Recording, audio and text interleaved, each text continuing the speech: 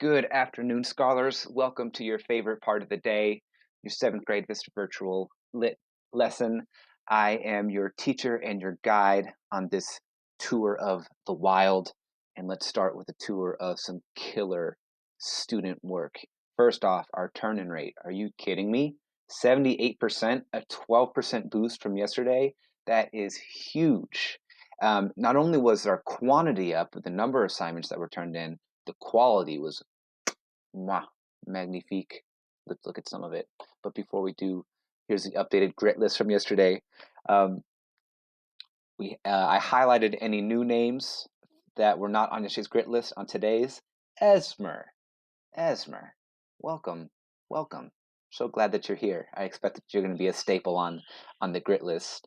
I'm also super pumped to see Madeline, who's been having some internet issues, but now she's good to go. And Sophanias, who could be on here every day, and I expect to be from now on because he's brilliant.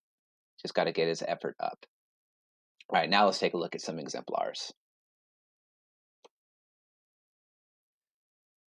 Okay, I stole my exemplars from Imani, Monica, and Serenity. So let's take a look at number one.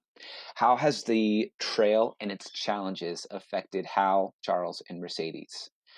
I've been really pushing for embedding evidence, and a lot of scholars are just doing it so smoothly, and it's really been exciting to see your progress as writers in such a short amount of time. All right, so Amani said, the trail has affected Hal, Charles, and Mercedes I think she meant caused. The trail has caused Hal, Charles, and Mercedes' relationship to fall apart. These owners are sore, but they still have the power to have a family quarrel.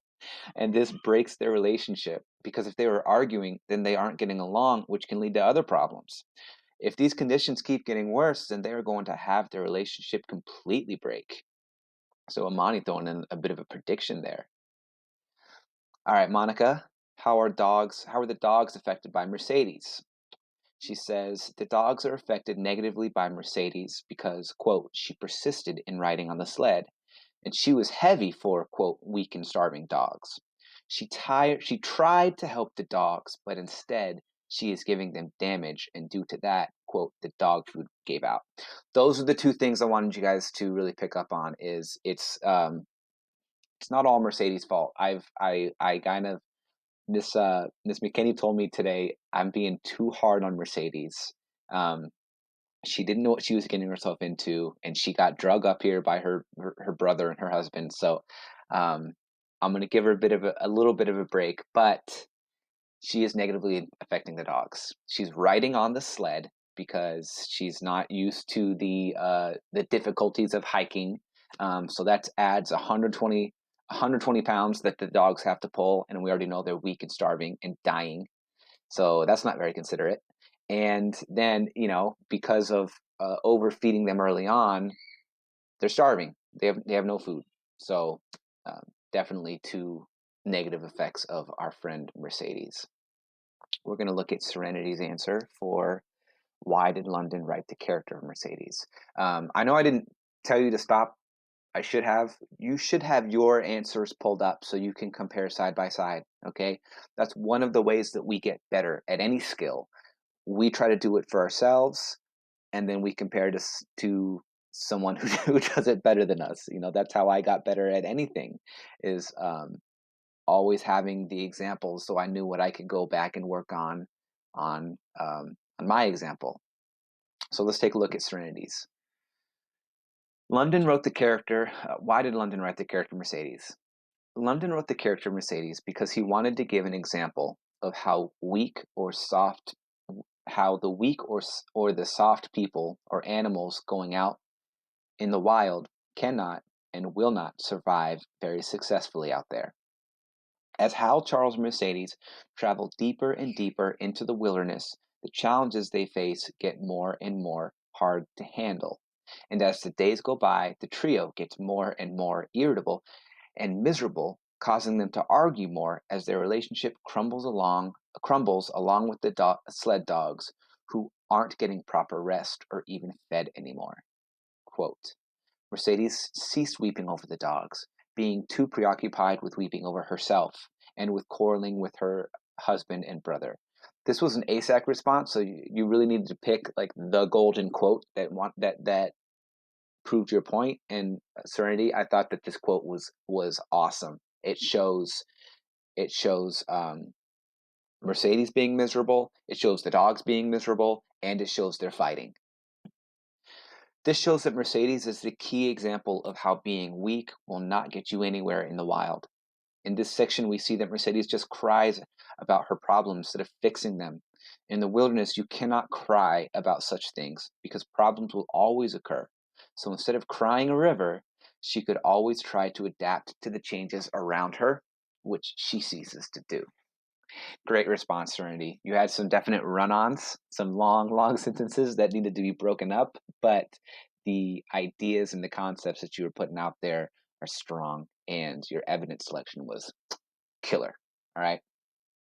I want to quickly highlight some visible, obvious growth from that one student has shown from one day to the next, and this is just from really paying attention to the feedback that she gets from me in the videos and from the feedback that she gets from Miss McKinney when she goes to office hours. And you'll see how in one day you can get so much better at a skill just by being thoughtful about practicing it and getting feedback. On the left is one of Imani's answers from Monday's exit ticket, where she was trying to embed evidence. And on the right is Amani's answer from yesterday, as she got feedback and got better at embedding evidence. So let's look at the left and how she uses evidence when what does she do when she tries to embed evidence? She said Mercedes cries at first, but then she gets revenge. This shows that Mercedes is childish.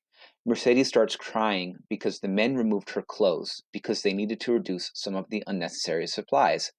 After crying, Mercedes decides to throw the boys' clothes off. Quote, Mercedes cried and when her clothes bags were dumped on the ground. This evidence supports that Mercedes started to cry when the men had thrown her clothes on the ground because they packed too much. And because Mercedes is sensitive, she started to cry. So real quick, what do you notice Amani did before she gave that quote? The quote that she gave, and then the sentence after it. What do you notice as similar about the context she gave before the quote itself, and the analysis she gave after the quote? You'll notice a lot of the same words. Basically, when Amani was trying to practice embedding evidence before, she wasn't really embedding the evidence. She was saying what she wanted to say. She was basically previewing the evidence with a lot of the same words. Then she'd give the quote that was kind of like what she just previewed, and then she'd echo herself again afterwards. So she was just kind of repeating herself. If you look on the right, this is when Amani took the feedback of, hey, to embed evidence, write out how you would answer the question first in your own words and your own thoughts, then go back in the book and pull out those keywords and just work them into your thoughts. Watch on the right how much smoother she's working the words into her thoughts. She's not repeating herself. The trail has affected how Charles and Mercedes' relationship to fall apart. These owners are sore, but they still have the power to have a family quarrel. This breaks the relationship. See what she did there? You see how smooth she worked in the words from the text into her own words? That's because she took the feedback from yesterday, write out your own answer, and then just replace it with keywords you want to use. So really smooth incorporation of evidence. And she's able to do that so smoothly from one to the next just because she's really trying. She's trying really hard. She's listening to feedback, and then she's practicing it. We all can get better that quickly if we just really pay attention to our craft. So great job, Imani, showing unbelievable improvement on a such an important, difficult writing skill just from over the course of one day. let's get into today's lesson. Today, today we find out what happens with Buck's sled team and its owners. And there's a lot of focus today on author's craft. The moves, the descriptions that the way that London is describing things and what he's trying to show us in those descriptions, okay? So that's going to be the first question that we're looking for. How does London contrast the setting from the characters? Again, contrast means to show similarities or differences. Which one? Yeah, contrast is you're showing how different two things are. Setting is everything around, the time of day, the place, the weather, everything but the characters. That's the setting. So let's start reading together, and we're really paying attention to how London contrasts the setting from the characters.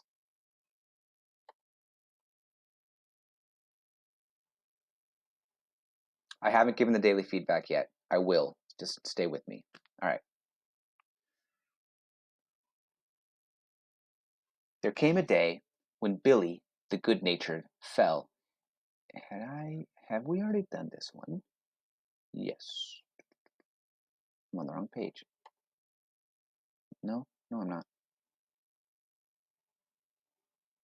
No, I'm not. I was thinking of what was his name? The dog that used to steal food. Anyways, let's keep going. There came a day when Billy, the good-natured, fell and could not rise.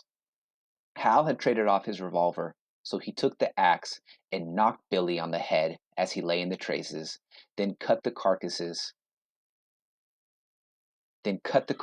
out of the harness and dragged it to one side. Buck saw, and his mates saw, and they knew that this thing was very close to them. On the next day, Kuna went, and but 5 of them remained. Joe, too far gone to be malignant. Pike, crippled and limping, only half conscious, and not conscious enough longer to malinger. Solix, the one-eyed, still faithful to the toil of trace and trail, and mournful in that he had so little strength with which to pull. Teak, who had not traveled so far that winter, and who was now beaten more than the others because he was fresher, and Buck, still at the head of the team, but no longer enforcing discipline or striving to enforce it, blind with weakness half the time, and keeping the trail by the loom of it and by the dim feel of his feet. So that paragraph should give you a strong indication of how the characters are doing. Now let's take a look at the setting. It was beautiful spring weather, but neither dogs nor humans were aware of it. Each day the sun rose earlier and set later. It was dawn by 3 in the morning, and twilight lingered till 9 at night. The whole long day was a blaze of sunshine. The ghostly winter silence had given way to the great spring murmur of awakening life. This murmur arose from all the land, fraught with the joy of living. It came from the things that lived and moved again, things which had been as dead and which had not moved during the long months of frost. The sap was rising in the pines. The willow and aspens were bursting out in young buds. Shrubs and vines were putting on fresh garbs of green. Crickets sang in the nights, and in the days all manner of creeping, crawling things rustled forth into the sun. Partridges and woodpeckers were booming and knocking in the forests. Squirrels were chattering, birds singing, and overhead hawked the wild fowl driving up from the south in cunning wedges that split the air. From every hill slope came the trickle of running water, the music of unseen fountains. All things were thawing, bending, snapping. The Yukon was straining to break loose the ice that bound it down. It ate away beneath it. The sun ate from above. Air holes formed.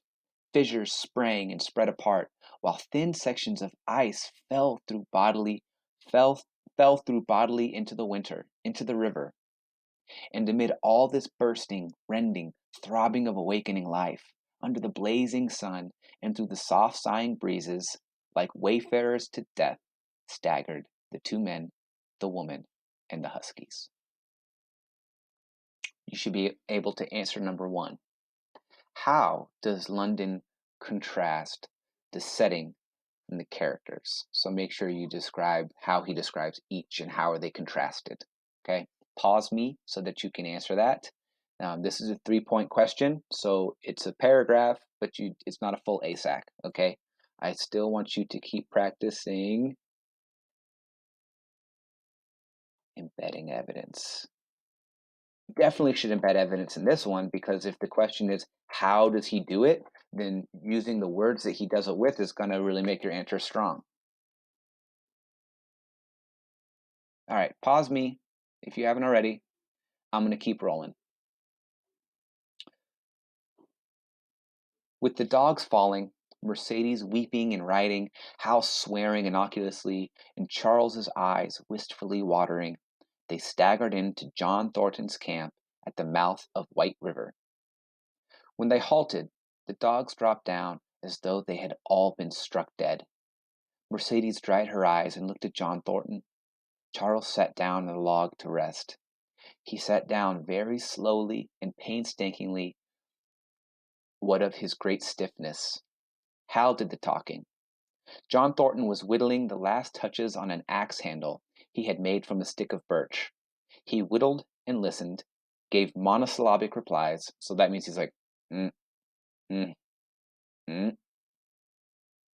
And when it was asked, terse advice. He knew the breed, and he gave his advice in the certainty that it would not be followed. All right, your next question is paraphrase in your own words. What advice does John Thornton give to Hal? He hasn't given it yet. I want to remind you, scholars, that a lot of the traveling that the team has been doing, not just with Hal and Mercedes, but definitely with Perot and and dude, why am I forgetting everybody's name today? With their old owners. Um, a lot of times they travel on rivers that are frozen over. Why would they do this? You know, that sounds crazy, but when things are as frozen as they are in Alaska, it's usually safe as long as it's fully frozen. So in the winter it's fine. And you remember they traveled on the 30-mile river, because what's surrounding the rivers on all sides? Mountains and forest. And so if you travel on the frozen river, you've got this flat, smooth, fast surface that allows you to not have to go through trees and not have to go up mountains. So a lot of the traveling in the wintertime is done on the frozen rivers because it's like a highway almost. So um, just a reminder that the trail that that they use through most of the year are frozen rivers and lakes. Here's the advice. Put it in your own words once you figure out what it is. They told us up above that the bottom was dropping out of the trail and that the best thing for us to do was to lay over, Hal said in response to Thornton's warning to take no more chances on the rotten ice. They told us we couldn't make White River, and here we are. Oh, let me restart. They told us up above that the bottom was dropping out of the trail, and the best thing for us to do was to lay over, Hal said in response to Thornton's warning to take no chances on the rotten ice. Shh. They told us we couldn't make White River, and here we are. This last was a sneering ring of triumph, with a sneering ring of triumph in it. Hazel, out. No. Sit down then. You're just going to distract the students. Just be still. And they told you true, John Thornton answered. The bottom's likely to drop out at any moment. Only fools, with the blind luck of fools, could have made it.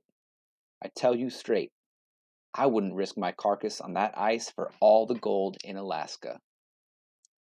There's the advice. Put it in your own words. What's he telling the party? Pause so you can answer that. That's number 2. That's because you're not a fool, I suppose, said Hal. All the same, we'll go on to Dawson. He uncoiled his whip. Get up there, Buck! Ha! Get up there! Mush on! Thornton went on whittling. It was idle. It was idle, he knew, to get between a fool and his folly, while two or three fools more or less would not alter the scheme of things. All right, real quick, let's take a look at the questions that are coming up. One of the real focuses for today's questions are on what London is showing us through his descriptions of things, not so much the words he's having the characters write. Okay, so in this next, in the next couple paragraphs and pages that you're going to read, how does London show that Thornton is upset by Buck being whipped?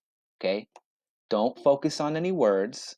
How does London show us that this new character, John Thornton, is upset when he sees the way that Buck is getting whipped? Embed some of those words that show it. Why does Buck refuse to get up? Right? You might have two parts to this answer. Why does Buck refuse to get up? Your exit ticket question is this.